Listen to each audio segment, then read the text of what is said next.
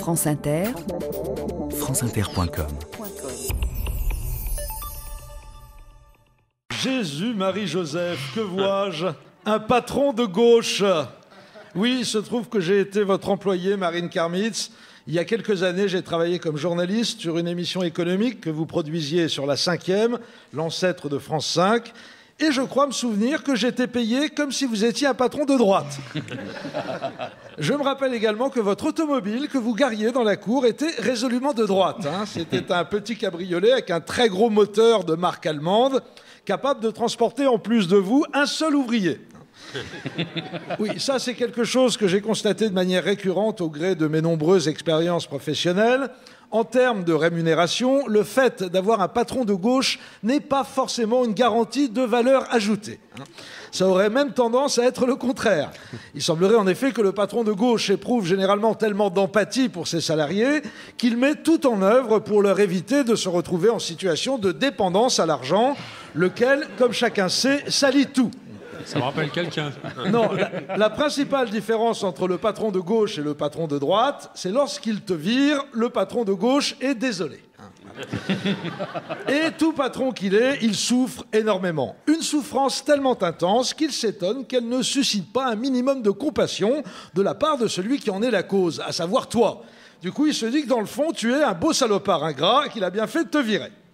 Mais bon, tout ça, c'est du passé. D'après ce que j'ai compris, vous n'êtes plus patron, Marine Karmitz, puisque vous avez passé le flambeau à votre fils Nathanaël, qui dirige désormais MK2, un peu comme l'ont fait Francis Bouygues et Jean-Luc Lagardère, avec leurs fistons respectifs, Martin et Arnaud, et comme s'apprête à le faire François Pinault avec le sien.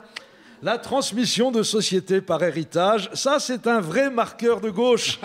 Ah, le comité des forges, les Vandelles, que des bons souvenirs. Donc, en tant que retraité, Marine, vous avez un peu de temps libre, ce qui vous permet de vous investir dans la vie associative en animant le Conseil pour la création artistique créé et présidé par Nicolas Sarkozy depuis le début de l'année. Pourquoi pas, ma foi? Vous aviez le choix entre ça et vous inscrire au club Question pour un champion de votre quartier ou adhérer à la section Ho Chi Minh du Rotary de la Porte d'Auteuil, laquelle regroupe pas mal d'anciens de la gauche prolétarienne, lesquels avaient pour vigoureux objectif final, dois-je le rappeler, de procéder à la pendaison du dernier patron avec les tripes de l'ultime bureaucrate. Ironie de l'histoire, chers camarades, désormais vous cumulez les deux fonctions. J'espère que vous avez l'intestin bien accroché. Alors bien sûr, on vous a accusé d'avoir retourné votre veste à la vitesse d'un Bernard Kouchner changeant son sac de riz d'épaule, parce que vous avez accepté de travailler pour l'Élysée. On vous a même traité de Besson du cinéma. Quelle horreur! C'est un mauvais procès.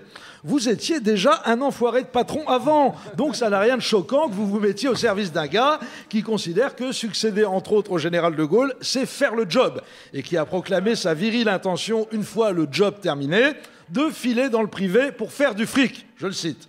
Et puis surtout, il faut le dire, un conseil pour la création artistique présidé par Sarkozy, c'est amusant. Rien que les deux mots artistique et Sarkozy, comme ça, côte à côte, c'est rigolo. Il ne fait aucun doute que c'est un domaine dans lequel le chef de l'État a besoin d'un maximum de conseils. Il est déjà venu présider une réunion, pas encore, vous allez vous marrer. Vous savez qu'il a vu son premier Kubrick il y a 3 mois. 2001, l'Odyssée de l'espace. C'est Carla qui lui a loué le DVD. Il a bien aimé. Il était juste déçu de ne pas retrouver le personnage avec les grandes oreilles pointues et la frange toute droite. Enfin, il a également adoré Orange Mécanique. Ça lui a rappelé sa jeunesse avec Balkany et De Vidjan. Non, mais ne vous inquiétez pas, Marine, vous allez sûrement trouver des sujets de conversation avec M. Sarkozy. Vous n'aurez qu'à lire quelques SAS avant d'y aller. Par contre, j'ai vu que le conseil en question était co-présidé par le président de la République et le ministre de la Culture. Alors là, faites très très gaffe. Surtout, vous ne racontez rien de personnel à Christine Albanel. Et quand je dis rien, c'est rien de rien. Elle balance tout. Sérieusement, devenir le monsieur culture de Sarko, c'est un vrai challenge, un peu comme devenir le monsieur stand-up comédie de François Fillon ou le monsieur Tati de Rachida. Je fréquente avec grand plaisir vos salles de cinéma, Marine, notamment celle de la Grande Bibliothèque, et c'est vrai qu'elles sont bien foutues. Et je ne suis pas loin de partager votre point de vue quand vous traitez vos concurrents de marchands de pop-corn. Je préfère quand même vous prévenir, pour ce qui est du pop-corn, avec Sarko, vous allez être servi, vous allez en bouffer. Quelques citations de vous pour conclure sur une note optimiste quant à la réussite de votre nouvelle mission, Marine Karmitz, des citations qui ont toutes moins de 10 ans, c'est important à préciser. Le grand talent accepte les critiques, si vous le dites. Le jour où les institutions accepteront mes projets avec enthousiasme, ça signifiera que je ne suis plus créatif. Là encore, c'est vous qui le dites. La culture ne peut se faire que par la rébellion. Je transmets à Julien Coupat, qui est en tôle depuis 6 mois pour défaut de compostage de son billet de TGV. Et enfin, ma préférée, mai 68 est pour moi un formidable souvenir.